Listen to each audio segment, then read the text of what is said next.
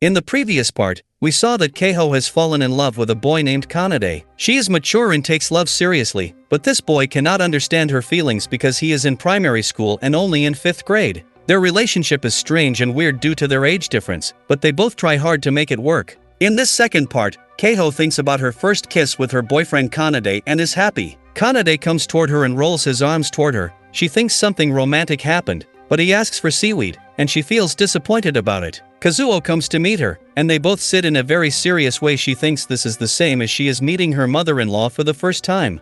He told her that he is against her dating with him because she cannot know him as he is very dumb and is a childish person who just found her mothering you, and that's why he is in love with older women. Nothing else, and advised her to break up, because they could not know about each other. Kanade interference and mentioned that true, they could not know each other, but love is the feeling of wanting to know more about someone. So, they left. Kanade told her to come on the bed and he will teach her about himself. He is not comfortable, but he pulls her and comes so close to her that he creates a romantic scene. This is done because he is to show her his tests. His father appears, gets angry and asks him about his tests. He does not know the answer and panics and starts putting peanuts in his nose. That's so strange. She told him to stop, and he apologizes. Decided to learn from a tutor in school. He is playing with his friends. They are playing very dumb game, but they enjoy it. Keiho thought who the tutor of Kanade would be because she refused, and in that thought, she accidentally hits Taga, who gets angry on it and move out. She thought what he is teacher of Kanade, so he will harass him, as imagine both of them naked, and Taga teach him things in a bad way. She wants to stop it. She is shocked to see Kanade rolling a girl in his arms in a romantic way.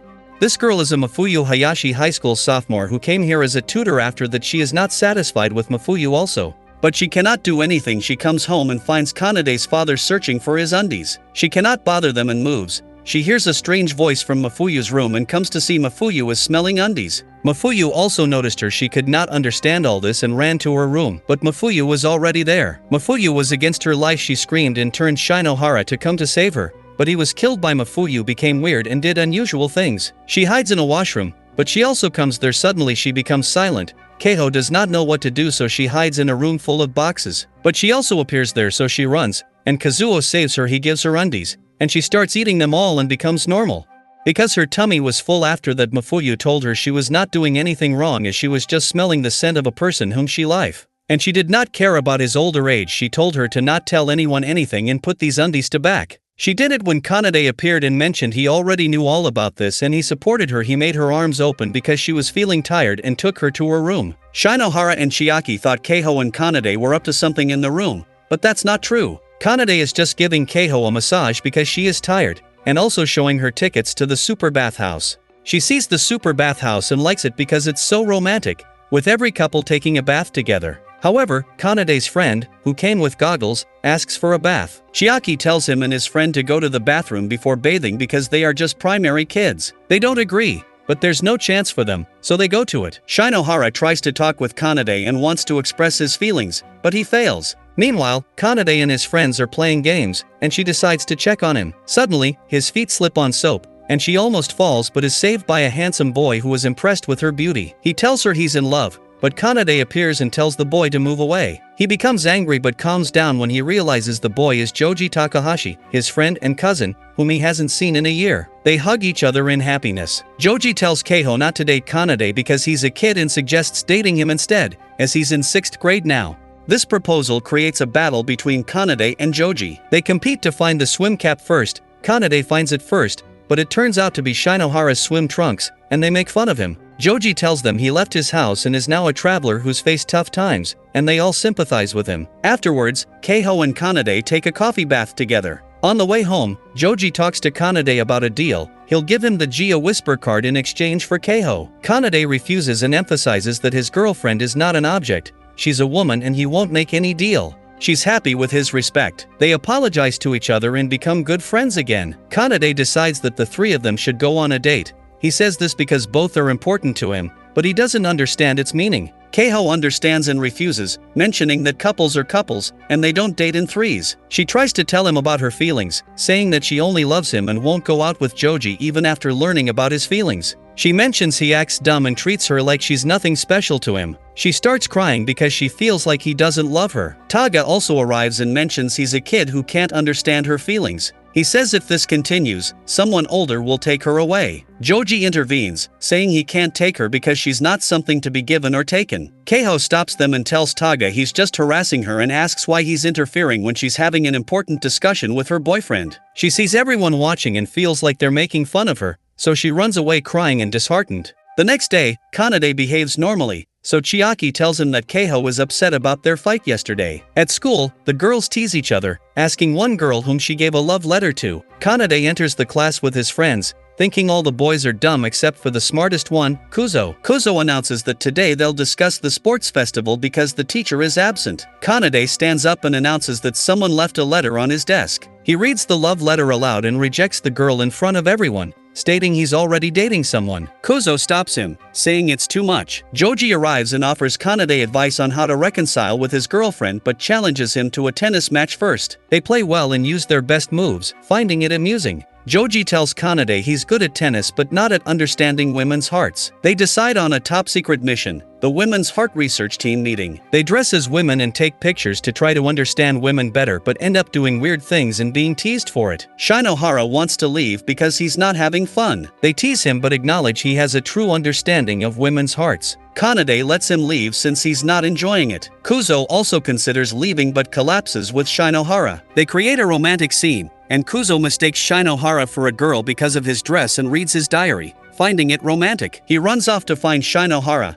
but Shinohara has already left. Kuzo is concerned about Shinohara and his feelings, and Keiho remarks it's his first true love. All the boys gather, and Kuzo confesses his true feelings. They start playing again when Mugufu takes Kuzo away to study. She advises him to punish himself to make Keiho forgive him. Kanade talks with Keiho and mentions he's going to do 200 hula hoop rotations as punishment, as his record is 175 times. He does it seriously and passionately but loses stamina at 197. He felt sad because he lost. Kanade told Keiho to break up because he lost in this game. She refused, and he decided to decide by triple fin, as they had to play rock, paper, scissors. They played, and she won, so he left her. She is crying. Shinohara advises her to give him a last chance and save their relationship. Shinohara did it because he did not want to see his loved one sad. In the night, she is thinking about her relationship and how it's fate that they met, and she fell in love with him. But because of their age difference, their relationship is not going well. So, she decided to wait for him to grow up, and they will meet again soon. The next day, Kanade behaved normally. She tried to talk, but he ignored her. His father asked about it,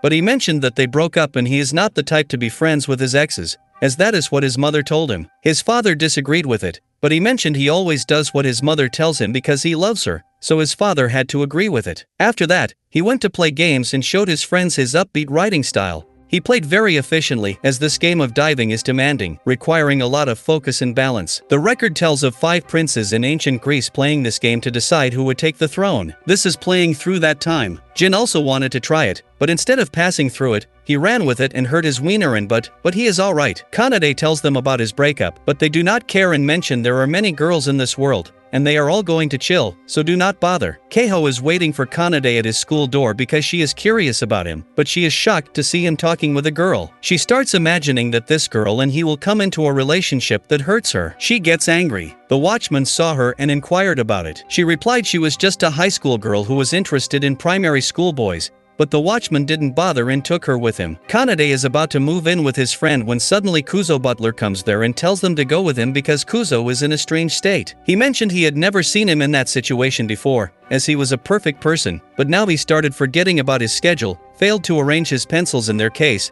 and couldn't even take care of himself, mismatching his buttons, and not being comfortable going to school, so he stayed at home. Butler mentioned maybe he fell in love with someone, and he wants their help to find that girl for his master. They understood and agreed on it. They start thinking about it. Some time ago, Kuzo fell in love with someone who was the owner of a poetry book. They start thinking about the place of the girl, and they think this is a bathroom culprit. Hanako tells Kuzo about this and mentions his loved woman lives in the bathroom. Kuzo is shocked to hear this and cannot believe that a girl is living in the bathroom, but they mention the girl may be suffering some stomach upset, and he feels sad about it. Kanade advised him to do something, take medicines for her because he did not leave the girl alone and suffering. After this, they all told Atsushi and Shinohara as they were the young detective squad on a mission to find the mysterious girl with whom Kuzo fell in love. They searched for it. When Joji also wanted to join them on this mission, Atsushi asked Shinohara about this, who told him Kuzo's mysterious girl was him dressed up like a girl. At night, they all moved into the school to find Hanako, but they couldn't go inside because it was locked, and they wondered how Hanako got in. Atsushi told them they could not know Hanako as her ghost. They were scared to hear this and they left. Kuzo still saw his first love face on the moon and thought to never forget her. This breakup is handed in the next part. So please subscribe to our channel for the next part.